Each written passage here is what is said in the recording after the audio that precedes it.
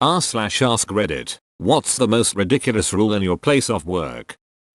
I once needed a pen. Figured this was a reasonable ask. Went to the supply closet on my floor, which was locked. Asked the floor's admin. She told me to go to the main supply room in the basement. Went to the basement and explained my situation of needing a pen. They told me all requests for supplies must be approved by my department head. Problem is, being new, I'd never met my department head. She also worked in San Francisco, I worked in Milwaukee, so I needed to send an email both introducing myself and asking her if I had permission to get a pen from the supply closet. Well, did you get the pen or not? In my first 1x1 with my boss, she asked me how everything was going. I said fine, but explained that I wasn't able to get a pen, which made taking notes in meetings difficult. She got up, went to her desk, and grabbed me a handful of pens. At least you got the pens?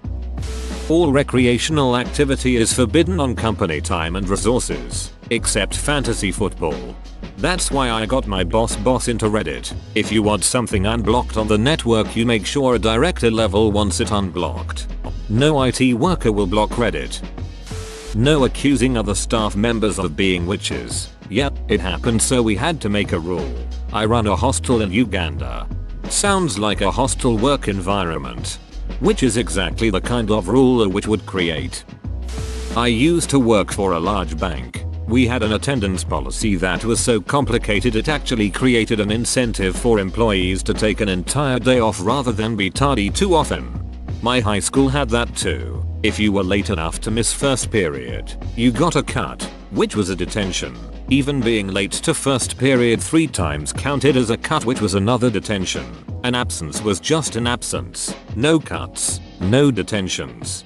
My school has a rule where you came in more than 2 hours or so later, they just counted you as absent for the day, but also punished you for being late. So anytime you have an appointment or just oversleep by a little bit, you may as well just abandon the whole day. We can't ask others if they want to come grab a coffee in the break room. Just develop a subtle nod that means the same thing. Slap on the bum and a wink. We have a lock on the first aid kits, so if you just need a band-aid for a cut, you have to get the key from the safety guy, which in turn makes it a reportable accident with mountains of paperwork and investigations. We use an unbelievable amount of duct tape now.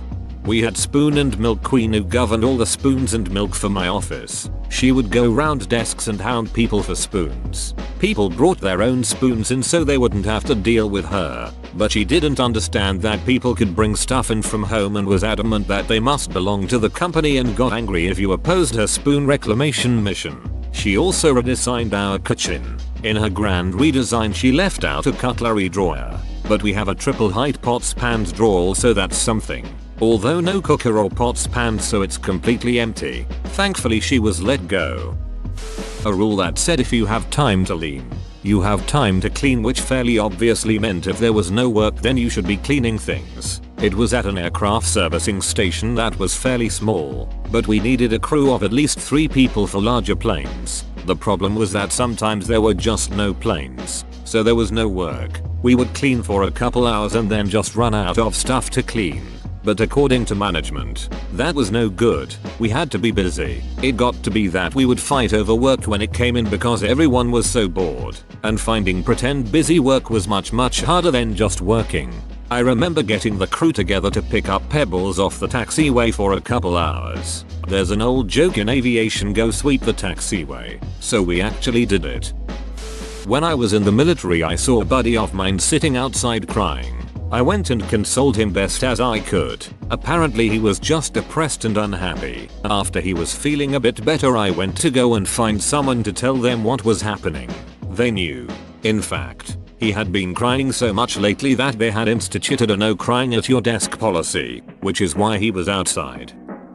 I used to work for the now long defunct books, movies, and music store Media Play. Just one of the 285 reasons that poorly run business ran into the ground was the tardy attendance policy. If you were literally 1 second late clocking in, even hours before the store opened, it was a really big deal. You'd not only be formally written up, but lectured like a child, oftentimes berated even. If you were tardy 3 times, bye bye. However, if you no-showed and then called 2 hours later saying you were sick, okay, thank you, feel better. This trained everyone to just take a sick day instead of being half a second late to work. I can't tell you how many times you'd see a co-worker screeching into the parking lot before work after fighting traffic from a wreck or whatever, noticing it was 8:01, and then slowly driving off to go home and feign being sick. This was particularly upsetting when it was a pull-down stock week when we needed every hand on deck but had unusually early shifts. My job years ago tried to implement a very strict attendance policy like that, where if you were 1 second late you would get written up. Till one Saturday a guy who had worked there for like 30 years shows up to work 30 seconds late. They pull him into the office and write him up. He then gets up and tells them he's going home. Working Saturdays was voluntary and he basically said, I don't have to be here today so I'm going home. He was doing them a favor by working that day, but when they wrote him up for being 30 seconds late he basically ducked them over by just going home. That policy didn't last too much longer. For the most part if you're a few minutes late it's no big deal at all. If you're late all the time they'll have a word with you or write you up. But they understand shit happens sometimes that's out of your control to cause you to be late. My workplace doesn't let you use the word problems. Instead, we have to say challenges if something is wrong, as a problem is a negative word, and challenges promotes the fact that there is room to fix said problem. I'd love to have a boss tell me my drinking has become a challenge. Fireman. Our risk management department decided long ago that poles were too risky for us, so we use the stairs. We have poles. Anyway, now the newest rule is no free weights, as in no free weights to work out. Stay fit, go into burning high rise absolutely. Walk around the station carrying 40-pound dumbbells. Too risky.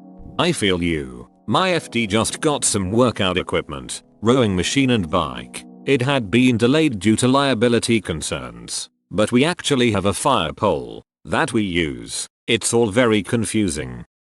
I used to work at a place in which my boss implemented a no more than 2 glasses a day water policy. What a dunt. I ignored this rule and complained directly to our CEO and the matter ended later that day. What was weird though was the majority of people actually followed the rule and some even shopped me up to HR about breaking the rules. I left not long after that because not only was my boss a bellend, but if my colleagues were going to HR over me drinking water, then I obviously couldn't trust them.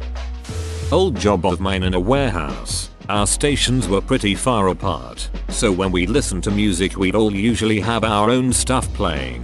Not a problem since you could barely hear the neighbor's music. Well, the CEO didn't like hearing multiple songs when walking through the warehouse. He made a rule that we all either had to listen to the same music, or none at all. Can't have my hands in my pockets. I worked as a call receiver. We never saw a customer. We were only on the phones with them. Rule. Your hair must only be a natural color. I dyed my hair the same exact color that someone from a different shift had. I was reprimanded. I told them that if the rule is not enforced for everyone, they couldn't single me out. Their reasoning for letting the other person have that color but not me. Mine was my real hair. It dyed an unnatural color. Hers was a weave that could be changed very easily. Really? Then why hasn't she been asked to change her hair? Because that shit is expensive. They gave up trying to convince me they were in the right. I had a boss who didn't like the outrageous color I had in my hair. I'm a natural redhead. If we want to take a full 5-day week off we need to use 2 vacation days, 1 personal, and 2 more vacation days. Can never use 3 vacation days straight. We work alternating days, 3 on 4 off, 4 on 3 off. If you take vacation on your short week, which is 3 working days, they dock you 5 vacation days for taking an entire week off. How is that legal? My dad told me this one a while back. He used to work for a PR firm. The way he described the office environment, think The Office but in the 1980s. The company hired a corporate efficiency specialist to come in and improve things. She came in and implemented all kinds of rules, which seemed to follow some sort of caste system. Her philosophy was, the higher your office rank, the more perks you get. Her idea of perks, number of pictures you are allowed in your cubicle, whether you are allowed to have a potted plant or not. Coffee mugs were only allowed to senior employees. Others had to use paper cups. Being allowed to leave the office for lunch was also considered a perk. Needless to say, a coup soon followed, and she was tossed out on her hinny.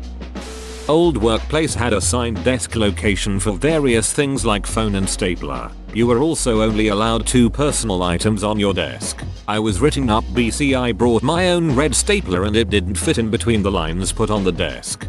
You should have burned that place down.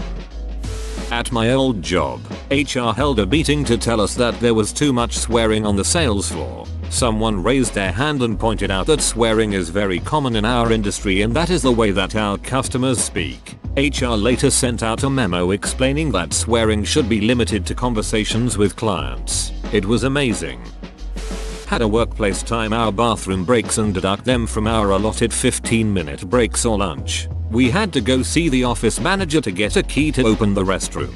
As soon as we left his office he would start a timer. When you got back he would stop the timer and tell you how much time you needed to deduct from your lunch or next break. They watched our breaks like a hawk. Also, if you made a mistake they would stand over you and time you while you fixed it and deduct that from your lunch or breaks. You couldn't bring anything that smells for lunch and they had no way of heating anything up. I worked out my contract and split.